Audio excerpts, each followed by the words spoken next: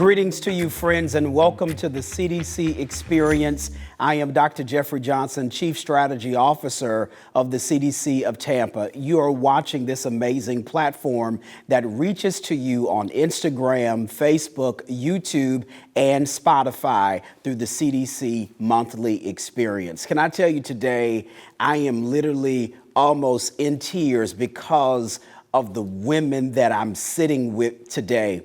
You know, a lot of times we have experiences that we can talk about, but then there are some things that will leave you speechless because of the people and the greatness that you are sitting in front of. And today we are bridging the bridge. Did you hear what I said? We're bridging the bridge. We are consolidating in this podcast, Pinellas County and Hillsborough County, by talking to two giant of women during this Women's Impact Month. We have Miss Chloe Coney and Miss Terry Lipsey Scott. Don't forget those names because their names will go down in history. And today I'm going to allow them to introduce themselves. Many of you may know them, many of you may not. But once this broadcast is over, you will always remember them. First is Miss Chloe Coney. Good afternoon to you. Good afternoon, and Dr. Johnson, thank you so much for inviting me to be here today. It's nothing like telling your own story. And I think everyone in Tampa knows Chloe Juanita Coney is the lady that wears many hats, okay? And that's me. And again, I am so blessed to have 33 years ago to be the founder and the first president of Corporation to Develop Community of Tampa, CDC of Tampa, and then now to own my own business, a DBE, Community Enterprise Group, LLC. So thank you again for the invitation. So glad that you're here. And then we have Miss Terry Lipsey Scott. Good afternoon to you. Greetings, Dr. Johnson. What an honor it is to be with you today, but more importantly, to be sitting next to my sister in so many different ways. It is just a joy to represent the wealth of experience that this dear sister represents. So I'm just honored to be in her presence and grateful for this extraordinary invitation. I am Terry Lipsey Scott, Executive Director of the Woodson African American Museum of Florida, and delighted for the invitation that's been extended to share this platform with you. We are here at the Carter G. Woodson Museum in St. Petersburg, Florida. It is a phenomenal experience. If you ever have an opportunity to come here, you should come. I'm going to start with you, Miss Lipsey Scott. You have made great strides and opened doors for people curating African-American experiences for the diaspora here in the South St. Petersburg area. How did you get to this place of knowing that you wanted to impact other people? What a question. It's loaded, I'm sorry. It's a loaded question. Take your time indeed. to answer it. In fact, I'm a retired city administrator with the city of St. Petersburg, having served the office of mayor and city council for nearly 30 plus years. And with that, upon retirement, it was important to me to not just hang up my hat, but to determine where I can best utilize my skills and services. And what better place in my heart and mind could there be than preserving, presenting, interpreting, and celebrating African American history and its culture. As a result therein, I poured my energies into a space where we can in fact celebrate the excellence of the African American culture. And I can't be prouder to utilize my God-given talents in such a way. Why do you think there is such a challenge with preserving, especially in this climate, African American or just Black history? The richness that African Americans represent certainly overshadows so much of what we've been taught and so much of what we've learned over the years. And with that, it's more important now than ever before than to elevate those untold stories, bring forth those gems that have been buried over time, so that there will never be another generation that will find themselves absent of what African Americans have done to ensure this nation's greatness. I think that's really the purpose of this conversation, ensuring that stories of those who are not able to tell their stories are being told, and that's what you're allowing and creating. This is a story. We talked about it earlier, being the first Black probation officer in Hillsborough County. That's a story right there. How did that come about? Really in the state of Florida. But I want to say and thank my sister here that was able to take a dream and bring it to reality. And every time She's being humble about it. So talk about it for her then. because I was working with Congresswoman Castor as her district director, and I watched Terry reach out to the entire community. She galvanized all of us, and she made sure she made that vision clear to us. If we don't tell our story, who's going to tell it? Who's going to tell it? And she took this building and she just invited again, I want to say that. She shared that story and all of us saw ourselves in that story.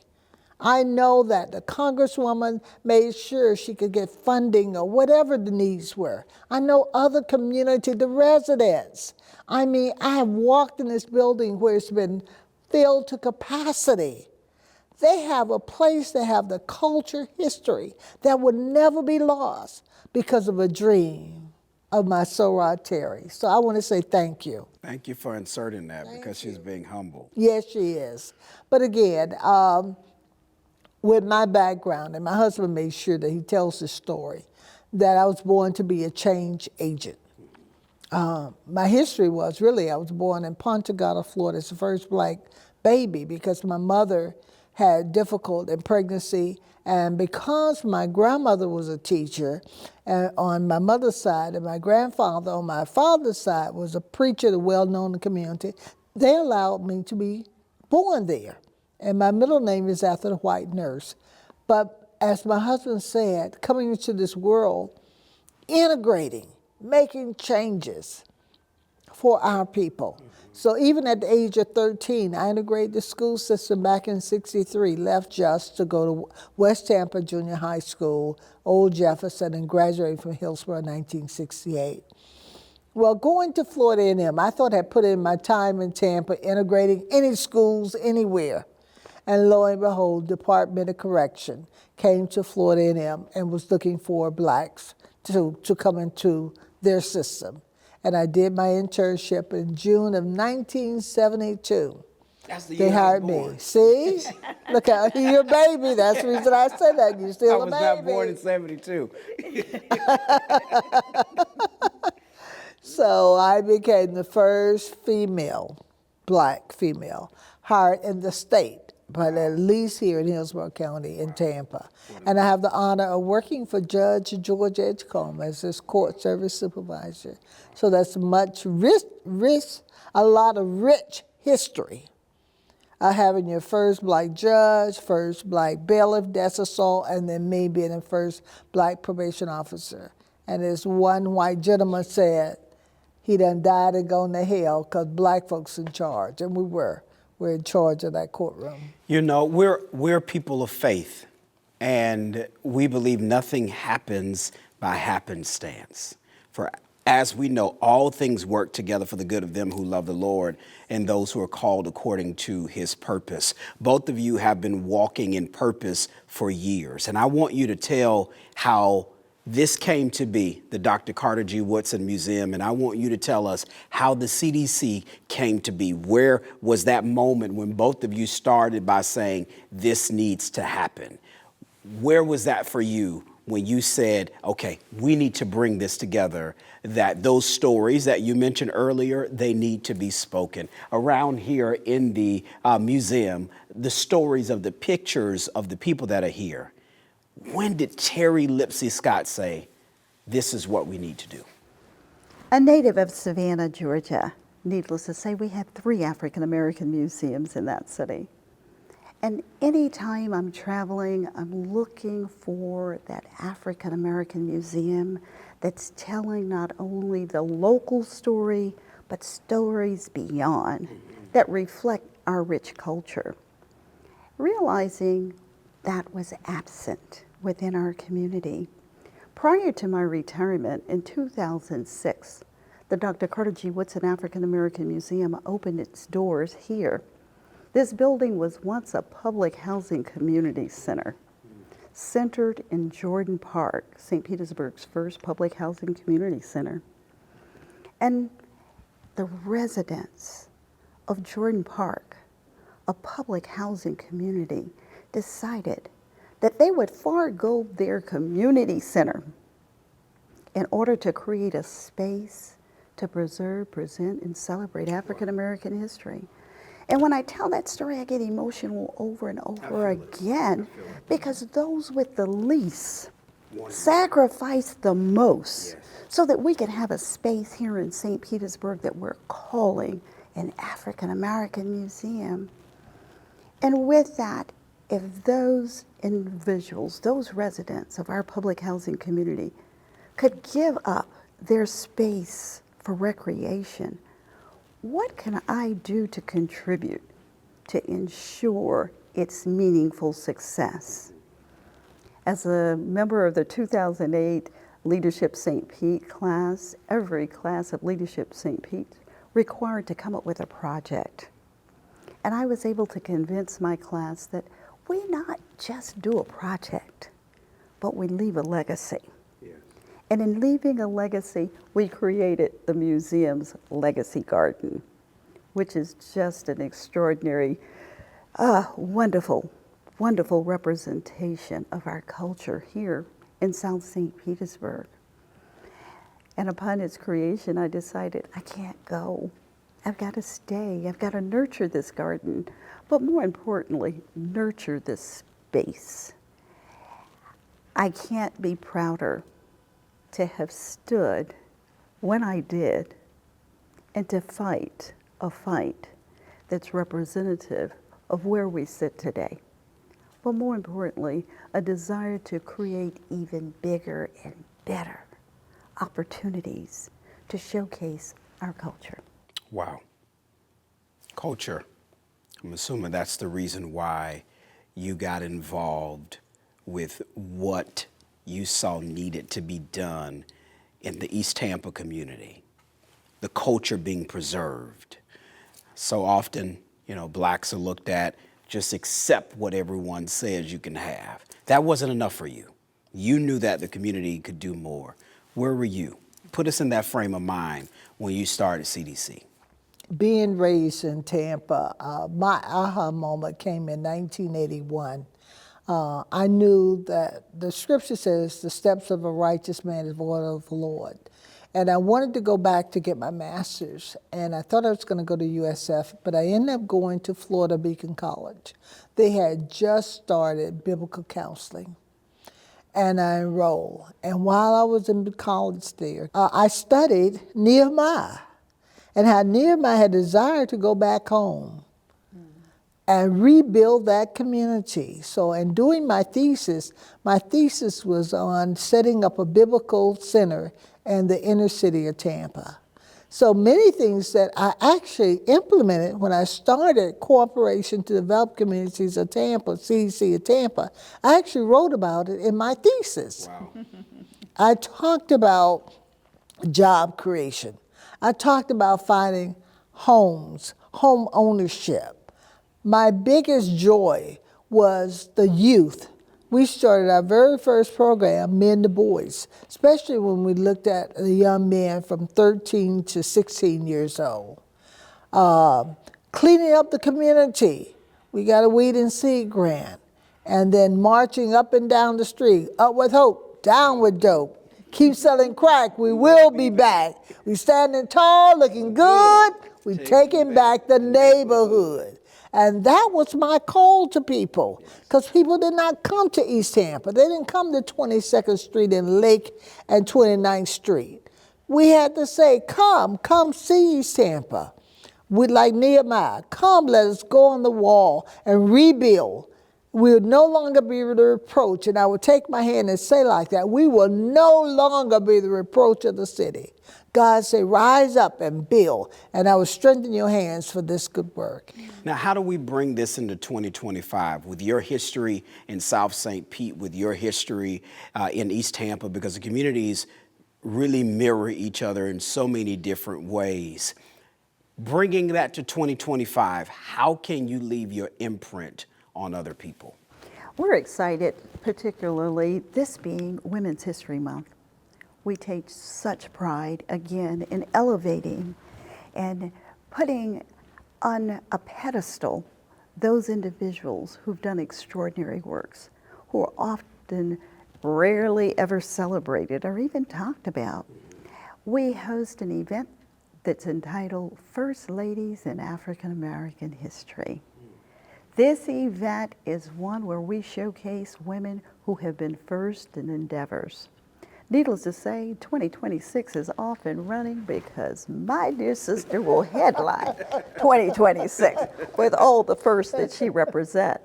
But in bridging that gap, we have celebrated women from both Pinellas and St. Petersburg, the likes of Dr. Jules Smith, this year Arthenia Joyner, former senator, as well as Joyce Cotton. We are constantly looking at ways to bring those from Tampa to our St. Petersburg community. We recently hosted Books, Bubbles, and Brunch with Dr. John Smith, who recently wrote an extraordinary book of Black male mentorship. We bring in authors and historians and the likes into this space with hopes that we can garner and bridge that gap.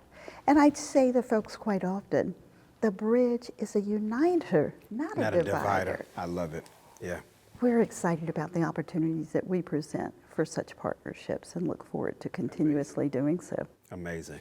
2025. And of course, with my family living over here in St. Petersburg, and as a child coming across the bridge from St. Pete to Tampa, I like to say, especially with the field of community development, economic development, creating wealth in our Black communities is one of the things that we have to pass through. I'm excited about my son and you and others at CDC carrying on the legacy. My heart just beams every day. I see the work that y'all have done and know that it was a dream of mine, helping to implement it, but y'all have taken it beyond what I could even imagine. And one of my success stories that I love to tell is we bridge the gap between Tampa and St. Pete is my living legacy of Nikki Gapar. Nikki Gasson Capar, and her now being the president of Pinellas County Urban League. Many days when we both worked for Congresswoman Castor, I talked about the movement of Community Development Corporation. She met my mentors who brought in millions and millions of dollars. And now to see what she's going to do over here in the Pinellas County, and knowing that I have you and Ernest and your staff in Hillsborough County, I'm looking for great projects as you partner together, you collaborate together to meet the needs of our residents. Amazing. Friends, you've heard the story of two amazing women in St. Petersburg and in Tampa. But before we leave, I want them to give us a message that will resonate for years to come. What is your message to the generation of women that is following you? Just share with them. What's your message that you would like to leave? If there had to be an imprint that you would like to make vocally, what would that be? Just share. First of all, find a mentor. And then when you find someone, especially in the field that you want to go into, listen, humble yourself. Listen, Yes. Humble yourself. That mentor will give you years of wisdom and experience that will save you generations of learning. So find yourself a mentor. Your final message. My final message, I'm currently reading for the fifth time, The Purpose-Driven Life.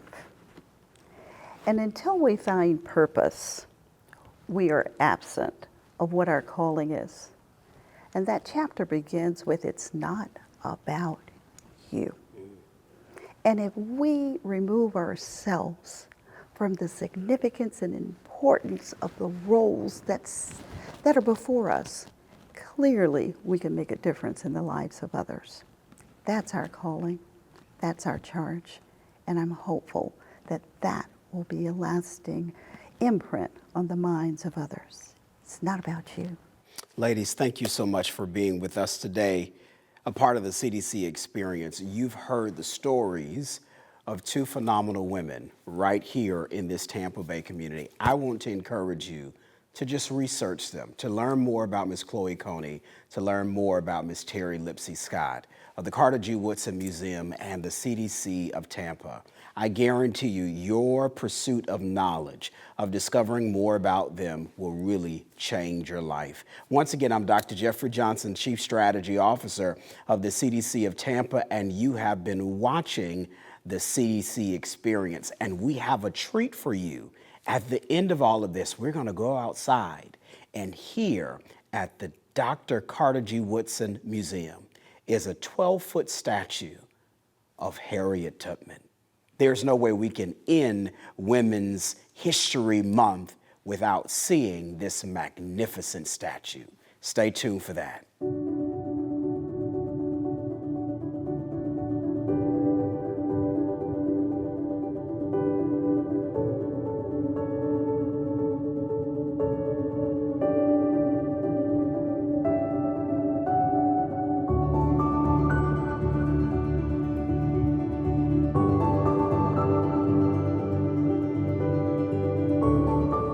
At her feet are shackles, as you can see, unlocked shackles. But more importantly, the artist created this sculpture so that it could be interactive.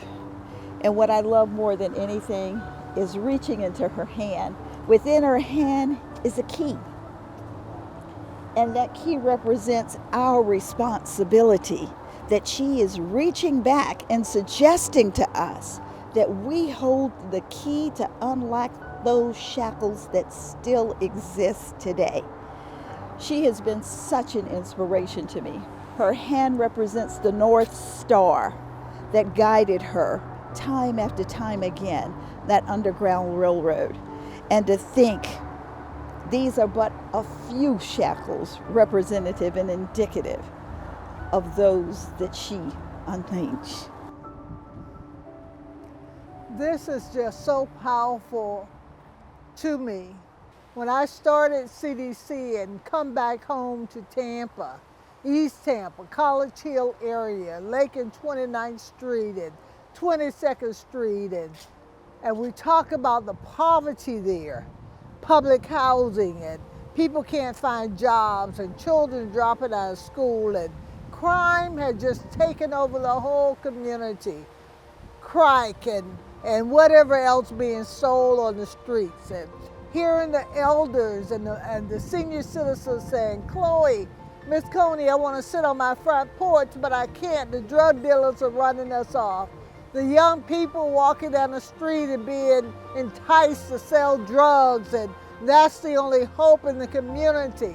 And I can relate to Harriet Tubman saying, not so. No, no, no. By any means necessary, we're going to set this community or the people free.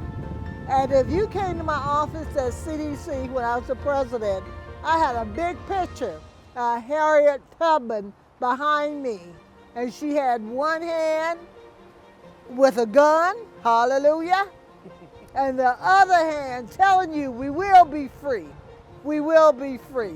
So as I marched up and down those streets, I carried Harriet Tubman's spirit with me. I told people, we're gonna set our community free. We're gonna rebuild this community. No longer be the reproach of the city. East Tampa is gonna be a good place to live, raise a family, start a business. We're going to take back our community. In Jesus' name. Thank you, Harriet Tubman. Thank you, thank you. Do you hear this, ladies and gentlemen? This lady who speaks through all of us is the reason why the bridge is being bridged today. East Tampa, South St. Pete, because of Harriet Tubman. Thank you for watching the CDC Experience Women's Empowerment Month 2025.